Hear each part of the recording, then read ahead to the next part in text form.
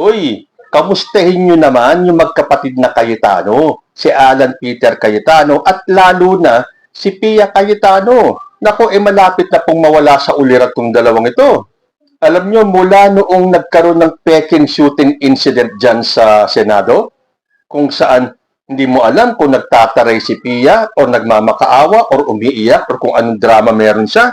Sunod-sunod na po. Baka mas-stress na masyado tong si Aling Pia. Dahil wala nang araw na hindi siya nagrarant, na hindi siya nagdadrama, na hindi siya nagmamakaawa, o hindi siya humihingi ng pagkamusta ninyo. So kung meron po kayong panahon, kamustahin nyo naman si Pia Cayetano dahil talagang walang katapusan yung kanyang pagdadrama para lang makakuha ng simpatya ng taong bayan. Pero unfortunately, hindi po kinakagat ng tao. Pero bakit ba ngarag na ngarag si Alan Peter Cayetano ngayon? Dahil bukod po dun sa iniimbestigahan siya for obstruction of justice sa kanilang pagpapatakas kay Senator Bato de la Rosa, meron pong bago.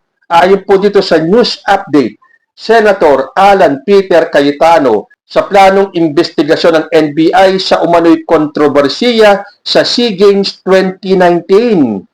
Sabi ni Cayetano, go ahead and investigate. Uy, masyadong defensive yata si Alan Peter Cayetano. Bakit parang ngayon pa lang nangangatal ka na sa takot? Kung wala namang kasalanan, hindi kailangan magpakita ng takot. Kitang-kita ng taong bayan yung takot ni Alan Peter Cayetano. Trying to put up a brave front. Sabi pa ni Cayetano kay Matibag, ano, i-intimidate mo ko? Bakit hindi ka pa ba na-i-intimidate? Kitang-kita sa hilatsa ng mukha mo na ikaw ay kinakabahan. Sabi pa dito sa balita, Senator Judge Alan Peter Cayetano accused NBI Director Melvin Matibag of trying to intimidate him after the latter announced an investigation on alleged anomalies in infrastructure projects for the 2019 SEA Games where Cayetano was head of the organizing committee. Sabi ni Cayetano, isn't it unfair to me and unfair to the court that kung kailan siya papatawag siya sa Monday, ano, i-intimidate mo ko? Hindi kita tatanungin sa Monday. Oh, bakit ganyan? Napaghahalata tuloy Alan Peter Cayetano na medyo unstable yung mental health mo ngayon. Kasi ito, iimbestigahan yung nangyaring anomalya sa infrastructure noong 2019 SEA Games kung saan ikaw yung head ng organizing committee. Ito matagal na eh. Actually, ito nakalusot dahil nung panahon ng 2019, si Rodrigo Duterte ang presidente. Hindi ba't pinagtanggol pa nga ni Digong kung bakit umabot ng 50 million yung kaldero ni Cayetano? And if my memory serves me right, ang pagtatanggol dyan ni Digong ay national artist daw ang nagdisenyo ng kaldero na yon. But for 50 million? Pero paano ba nagsimula yan na biglang-bigla na lang iimbestigahan yung anomalya nung SEA Games noong 2019? Ayon po dito sa balita, tinututukan ng National Bureau of Investigation o ng NBI ang umano'y irregularidad sa pondo para sa isang sports complex sa New Clark City, Tarlac na ginamit noong 2019 Southeast Asian Games.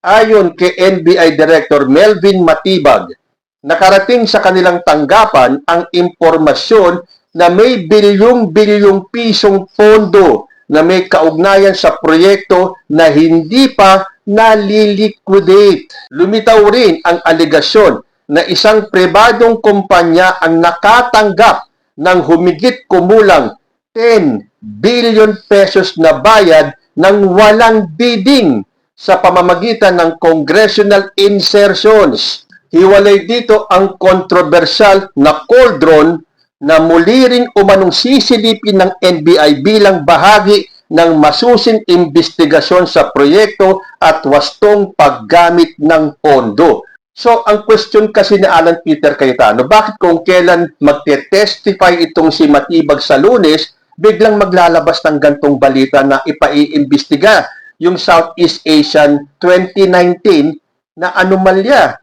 Pero ang sabi naman dito, nakatanggap ang NBI ng impormasyon na may bilyon-bilyong pisong pondo na may kaugnayan sa proyekto na hindi pa naliliquidate at ang amount na yan ay humigit kumulang 10 billion pesos.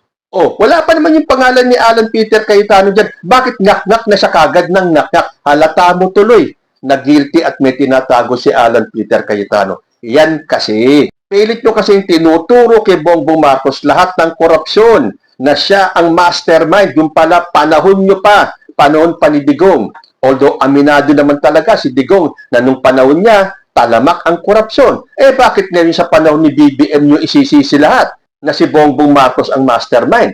Tapos sasabihin naman ng iba, dapat inuuna yung flood control. Bakit isisingit yan kay Alan Peter Cayetano? Again, hindi pa naman kasama yung kaldero ni Alan Peter Cayetano. Although, siyempre, sisilipin din ng NBI. Yun.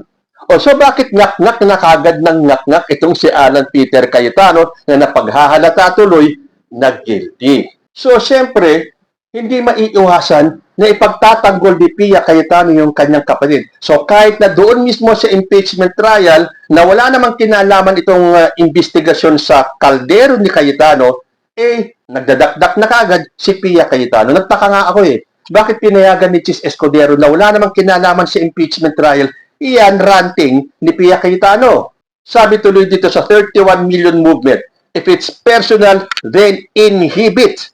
Senator Pia Cayetano said, NBI Director Melvin Matibag was distracting us from our job and even asked, is he trying to intimidate us not to ask him tough questions? But the NBI's reported probe into the 2019 SEA Games is a separate investigation, not part of the articles of impeachment against Vice President Sara Duterte. Yun na nga wala namang kinalaman sa impeachment ni Sara Duterte yung investigasyon doon sa 2019 SEA Games. Bakit magdadadakdak dyan si Pia Cayetano? Now, if Senator Judge Pia Cayetano genuinely believes that an unrelated investigation is affecting her ability to perform her constitutional duty as an impeachment judge, then the more principled course is voluntary inhibition. Kung hindi na kaya ni Pia Cayetano lahat ng stress na natatanggap niya, mag-inhibit na siya dyan sa impeachment trial ni Sara Duterte. Walang kinalaman yun Ang haba pa ng sinabi ni Pia. Ang dami pa niyang pinaliwanag Bakit hindi ba kaya ng kapatid mong ipagtanggol sarili niya? Sabi pa ni Pia Cayetano, he or Matibag is distracting us from our job. As Senator Alan said, he could do it quietly. Go ahead. Anong purpose niya? Nagyayabang siya? Is he trying to intimidate us not to ask him tough questions when he is our resource person next week? Walang ganun sa tingin ko. Tanungin niyo siya. The more na kailangan niyo siyang tanungin, dikdikin niyo si Matibag sa Lunes o sa Lunes ba yung kanyang schedule para mag-testify? Bakit kayo nai-intimidate, Pia Cayetano? Kung walang kasalanan, hindi kayo dapat magpa-intimidate. Dapat nonchalant pa rin kayo dahil para sa inyo at sa kapatid mo, wala siyang kasalanan. So bakit siya mangangarag? Bakit siya mai-stress? Bakit siya magpapa-intimidate? Parte ng statement ni Pia Cayetano, uuwi ako hating gabi. I have to peruse 30 pages of impeachment record and sleep 2 a.m. Tapos aalis ng bahay for afternoon session. Nakakapagod at exhausting. Tapos inimbestigahan ni Matibag si Alan. This is manipulation and intimidation. Papayagan ba ninyo ito, mga kasamang senador? Anong pakialam ng mga kasama mong senador diyan sa kaso ni Alan Peter Cayetano?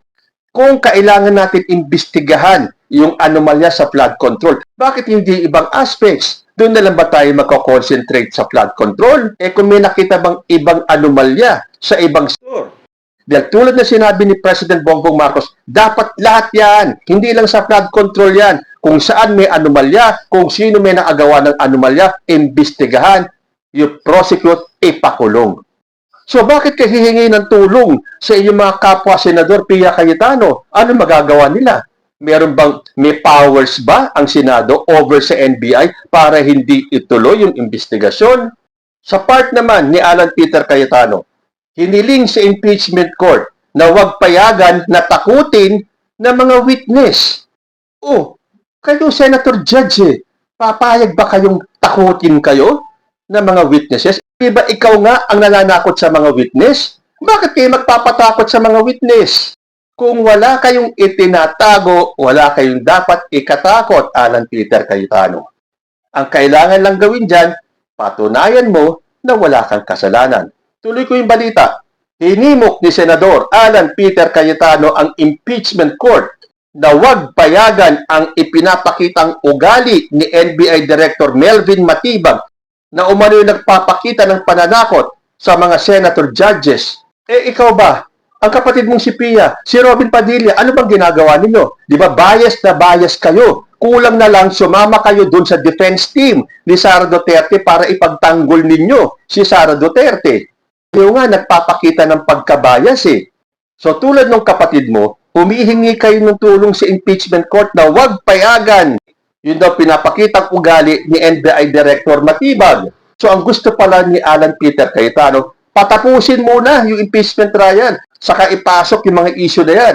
Ay, hindi po ganun Alam nga naman nakakonsentrate lang tayo sa impeachment trial.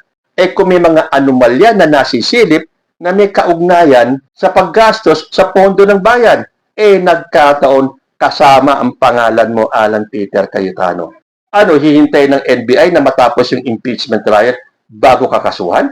Sa talumpati ni Cayetano, sinabi niya na wala siyang problema na imbestigahan ang Southeast Asian Games 2019 kung saan siya ang committee chairman, ngunit hindi na dapat ito isa publiko. Ay, sorry! Ngayon nga sa panahon ito, lahat ng anomalya dapat isa publiko because the public has the right to know. Ngayon, nalaman namin na sangkot ka pala sa anomalya ng 2019 SEA Games. Bakit mo itatago sa amin? Sabi pa ni Cayetano, intimidate mo ko?